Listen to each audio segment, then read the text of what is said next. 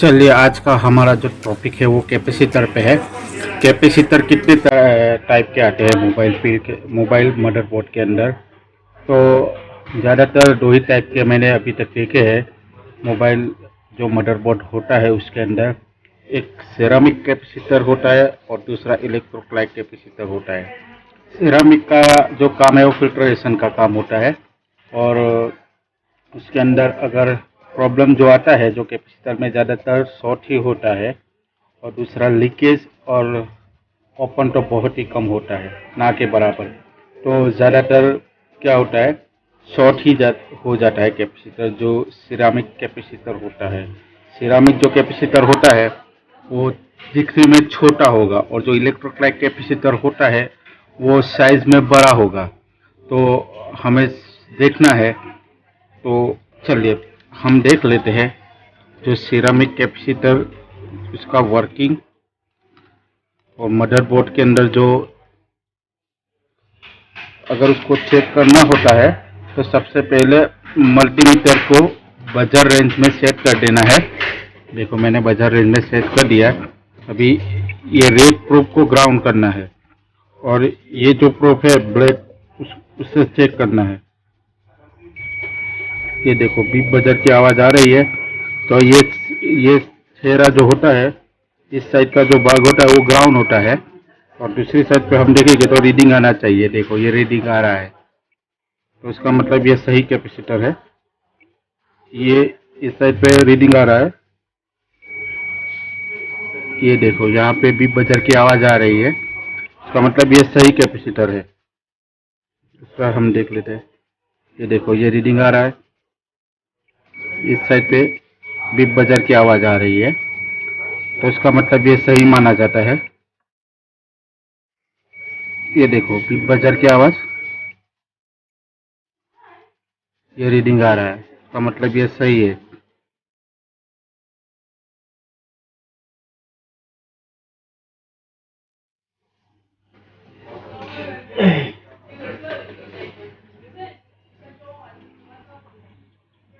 ये देखो ये ओपन कैपेसिटर है। ये देखो यहाँ पे कुछ इस साइड पे भी रीडिंग नहीं आ रहा है, इस साइड पे भी कुछ बजर की आवाज़ आ नहीं रही है। इसका मतलब ये है कि ये ओपन कैपेसिटर है। अगर लीकेज होता ना कैपेसिटर तो दोनों साइड रीडिंग आती। इस साइड पे भी रीडिंग आनी चाहिए और इस साइड पे भी रीडिंग आनी चाहिए, तो ये लीकेज माना जाता है। ये आप देख सकते हो। अभी आईफोन के अंदर आईफोन के मदरबोर्ड है जो कि ये वर्किंग हमारा मदरबोर्ड है। तो हम देख लेते हैं। ये देखो ये मैंने इसको ग्राउंड कर दिया है, ये मैंने इसको ग्राउंड किया है। देखो मैंने इसको ये ग्राउंड किया। अभी हम देखेंगे ये वाला। ये देखो ये भी बजर की आवाज़ आ रही है। इस साइड पे ग्राउंड किया हुआ है ये कैपेसिटर। इस साइड पे आप देख सकते हो 009 आ रहा है। ये बिल्कुल सही कैपेसिटर है। बहुत सारे टेक्नीशियन क्या करते हैं, ये सोचते हैं कि ये फ़ोन के अंदर शॉर्ट है। ज़्यादातर आईफोन के अंदर क्या होता है, अगर एक साइड पे बीप बजर की रेंज के अंदर आप सिलेक्ट करते हो मल्टीमीटर को, अगर एक साइड पे अगर ग्राउंड के साथ कुछ भी रीडिंग नहीं आ रहा है और दूसरी साइड पे बीप बजर के साथ अगर कुछ ना कुछ रीडिंग शो कर रहा है, उसका मतलब ये है कि ये कैपेसिटर बिल्कुल सही है। ये देखो, तो इस हालत में आपको ये कैपेसिटर नहीं रिमूव करना चाहिए। आप देख सकते हो ये मदरबोर्ड वर्किंग मदरबोर्ड है।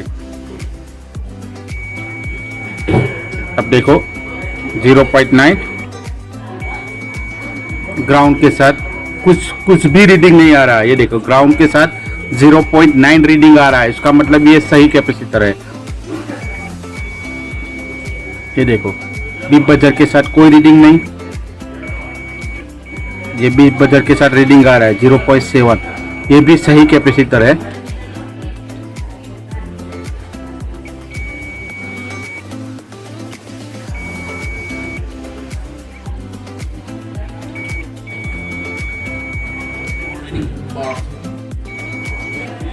ये आप देख सकते हो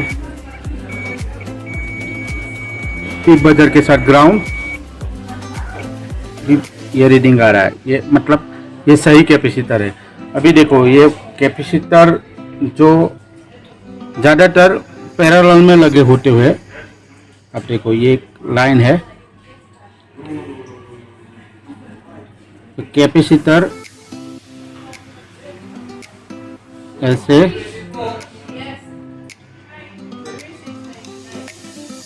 और ये वाला जो सिरा होता है उसको ग्राउंड किया हुआ होता है।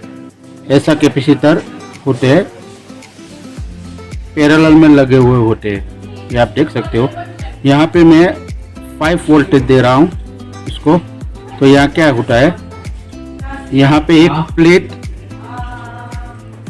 तो आप देख सकते हो ये यहाँ पे एक प्लेट लगाई दी जाती है।